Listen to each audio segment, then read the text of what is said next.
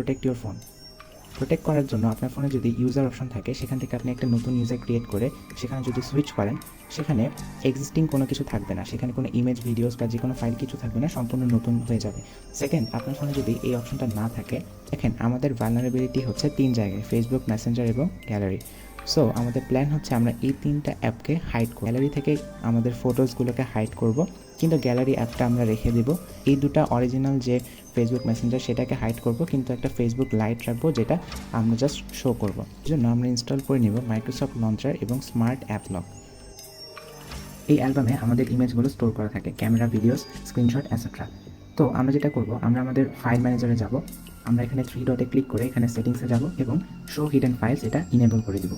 এরপর আমরা DCIM, এই যে এই ফোল্ডারটা, সেখানে যাব এবং সেখানে দেখেন আমাদের ক্যামেরা, স্ক্রিনশট, এই দুটো ফোল্ডার। সো বেসিক্যালি আমরা যে ছবিগুলো তুলি সেগুলো ক্যামেরা ফোল্ডারে এবং যে স্ক্রিনশটগুলো নিই সেগুলো স্ক্রিনশটে সেভ করা থাকে।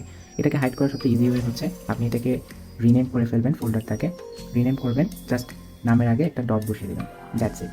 আপনি যদি এটা করে ফেলেন, দেখেন এই ফোল্ডারটা এখন হাইড হয়ে গেল। আবার যদি এখান থেকে আমি রিনেমে গিয়ে ডট প্রেস করি, তাহলে আমাদের স্ক্রিনশটটা হাইড হয়ে গেল। এখন আমরা যদি আমাদের গ্যালারিতে আসি, এখানে কোনো স্ক্রিনশট নেই, এখানে কোনো কিছু।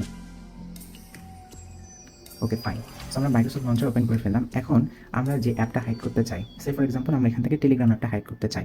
সো আমরা এখানে 3 ডটে ক্লিক করে হিডেন অ্যাপস, এখানে আমরা একটা পাসওয়ার্ড দেবো। পাসওয়ার্ড দেওয়ার পর আপনি এখানে হাইড অ্যাপসে আপনি যে অ্যাপটা হাইড করতে চান সেটা সিলেক্ট করবেন এবং ডান প্রেস করবেন। আমরা একটা extra layer of security add করি।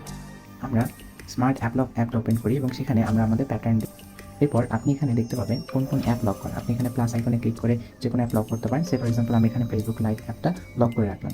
এখন লক করে রাখার পর যেটা হবে, আপনি এই অ্যাপটা ওপেন করতে চাইলে আপনাকে প্যাটার্ন দিতে হবে।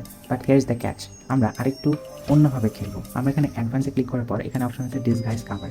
সো এখানে আপনি এই অপশনটা ইনেবল করে দেবেন প্রত্যেকটা অ্যাপের জন্য। এটা করলে কি হবে, দেখেন আমি যদি ফেসবুক লাইভ অ্যাপটা ওপেন করি, এখানে দেখাবে আনফরচুনেটলি লাইট হ্যাজ স্টপ এবং ওকে প্রেস করলে এটা ক্লোজ হয়ে যাবে।